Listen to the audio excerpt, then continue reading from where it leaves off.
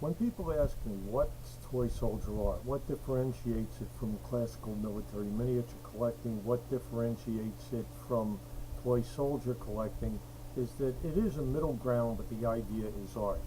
We're not just looking for replication of a military figure. We're not just looking for that old toy feel. We're looking for a mood. We're looking for character. We're looking for this figure to show some life. And they don't have to be highly detailed figures. Many toy figures don't fit the bill, but some do. There's always those few that stand out. There's character, there's motion, there's feel, there's a feeling of action. And this is what we're trying to get. That feel of what it is to be a soldier, what a soldier's doing.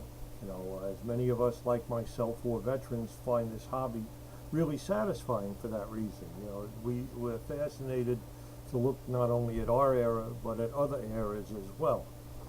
And here's one of the best figures I think that was ever made. This is by the Marx Company. This is one of the Warriors of the World series. Let me see if I can zoom in a little for you. This camera isn't the best, so we just got to accept what we can get out of it. But you can see it's an interesting pose. He's crouching. He's walking with that Tommy gun, which has a mystique of its own. There's action, there's feeling, and he's a bit unusual too. And that makes for a good figure. A really good figure. Now here's one from a company that makes a lot of figures that are kind of bland. This is a Charbon's figure that was copied later by Rappaport and now is sold in molds by Castings Incorporated, and it's a German Africa Corps soldier throwing a grenade. He's a good figure. There are a few little historical inaccuracies, but we can overlook them for the fact that there's motion here. And if you look at this guy here, you can see that bent leg, that going through the motion of throwing the grenade. And in back you can see maybe the little thing where the back suspenders weren't quite gotten right, but what can you do? You know, it's a really good figure that shows a lot of action. And here's one of the others, and this was included in many toy soldier sets years ago. This is a Timmy figure that was again copied by Rappaport and Castings.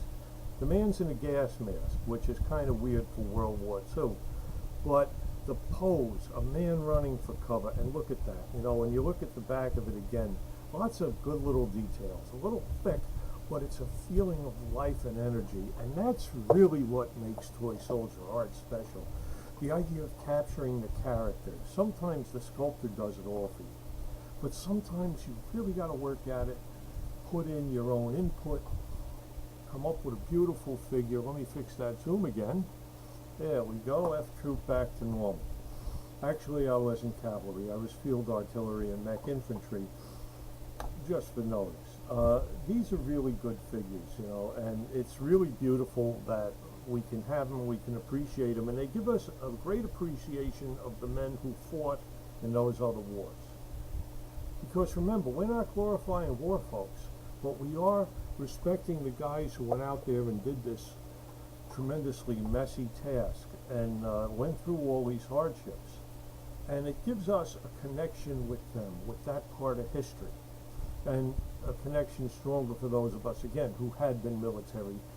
We understand it, and it's just great that miniatures can convey that. You know, the action, the activity, the deeds of these people live on for others to see in these miniatures. I am a bit surprised at the Charbon's figure because most of their stuff are what I call wall standers. It looks like they're walking along a wall. They're not really totally 3D outward. It's more like they're moving this way. So this figure stands out as one of the more excellent figures they designed. And with Timmy, which most of them are pretty much lumps, they're World War II figures, this one stands out because it's got so much action. It's not just a soldier standing there moving slowly. Here's a guy who's really got character to him. And again, the Warriors of the World, that one figure, there were two figures in that range, that 60mm Marx figures that were so good, and I wish I had the other here, and that's the officer advancing with pistol with his hand up. Years ago we called him the bad soldier because it looked like he was going to slap someone. But he's really a great figure, and there's really a lot of great action in them. In fact, a couple of the Lido figures, which incorporated some of the Mark's poses, a couple of their other figures had some pretty good animation too. So we're looking for, again, that feeling of life. Unfortunately, we have miniatures to do that. So I'm going to sign off now. This is Thor from the Trollwise Press, the Army Men homepage, and Miller History Art Quarterly, saying happy soldiering.